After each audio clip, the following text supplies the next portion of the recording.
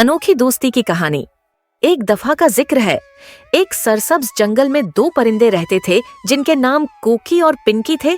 कोकी एक छोटा चमकदार नीला परिंदा था जिसकी आवाज सुबह के वक्त जंगल में गूंजती थी। पनकी जबकि एक खूबसूरत सुनहरी उकाब थी जिसके परों की ताकत और तेज नजर बहुत मशहूर थी। हालांकि दोनों परिंदे एक दूसरे से बहुत मुख्तलिफ थे, फिर भी वो बेहतरीन दोस्त थे।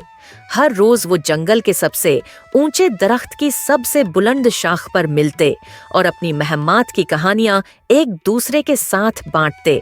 कोकी फूलों के बारे में बताता जो उसने मैदानों में देखे थे और गाने जो उसने गाए थे।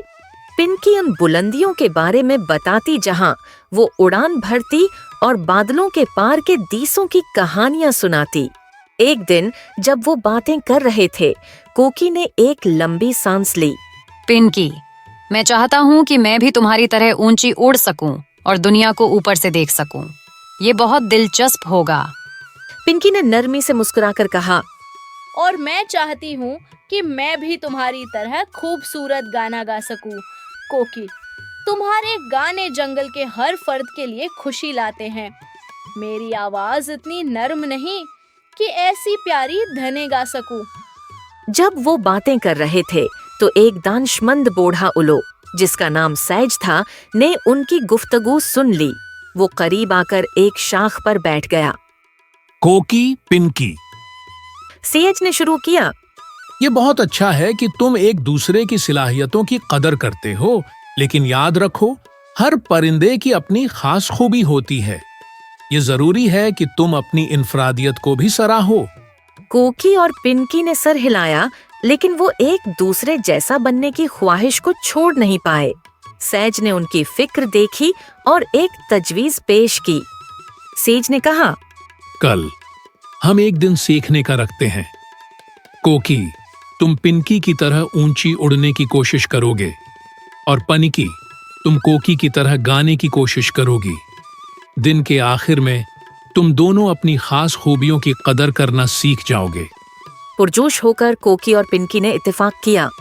अगली सुबह कोकी ने अपने पर फड़फड़ाए और पिंकी की तरह ऊंची उड़ने की कोशिश की।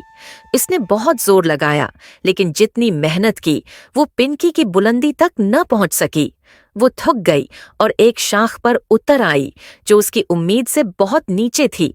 दूसरी तरफ पनकी एक शाख पर बैठी और गाने की कोशिश करने लगी। उसने एक गहरी सांस ली और एक बुलंद कड़कदार चीख मारी जो नीचे के जानवरों को चौंका दिया। जितना उसने अपनी आवाज को नर्म करने की कोशिश की, वो कोकी की मीठी धुनों के बराबर न आ सकी। दिन के आखिर में दोनों परिंदे थके हुए और मायूस थे। वो अपनी मामूल की जगह पर मिले जहां सेज उनका इंतजार कर रहा था। सेज ने पूछा, तो कैसा रहा?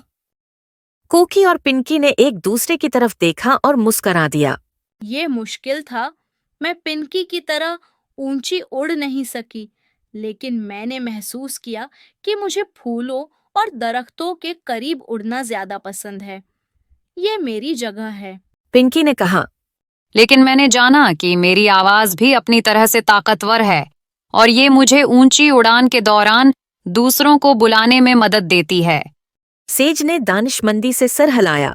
देखा मेरे दोस्तों, तुम दोनों के पास ऐसी सलाहियतें हैं जो दूसरा नहीं रखता। कोकी, तुम्हारे गाने सुनकर सब खुश होते हैं और पंकी, तुम्हारी ताकत और नजर सबको मुतासिर करती है। तुम्हें एक दूसरे जैसा बनने की जरूरत नहीं है ताकि खास बन सको। तुम पहले ही बेहतरीन हो जैसे हो। कोकी और पिंकी ने अपने परों से एक दूसरे को गले लगा लिया, सेज के सबक पर शुक्रगुजार होते हुए। उन्होंने समझा कि उन्हें कुछ और चाहने की जरूरत नहीं थी। वो दोनों अपनी अपनी इनफरादियत में अनमोल और कीमती थे। उस दिन के बाद कोकी ने और भी खुशी से गाने गाए और पिंकी पहले से भी ज्यादा ऊंची उड़ी, ये जानते हुए कि उनकी सलाहियतों ने जंगल को सबके लिए ज्यादा खूबसूरत बना दिया है।